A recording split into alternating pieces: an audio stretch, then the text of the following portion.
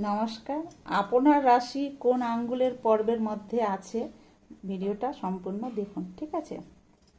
আমাদের 12 রাশি 12টি আঙ্গুলের পর্বের মধ্যে আছে। এই 4টে আঙ্গুলের মধ্যে 12টা পর্ব আছে, 12টার মধ্যে আছে কোন আপনার রাশি কোন পর্বে আছে জেনে নিন, ঠিক আছে। প্রথমে বলছি, এটা হচ্ছে গিয়ে তর্জনী আঙ্গুল। তর্জনী আঙ্গুল হচ্ছে গিয়ে বৃহস্পতির আঙ্গুল, ঠিক আছে।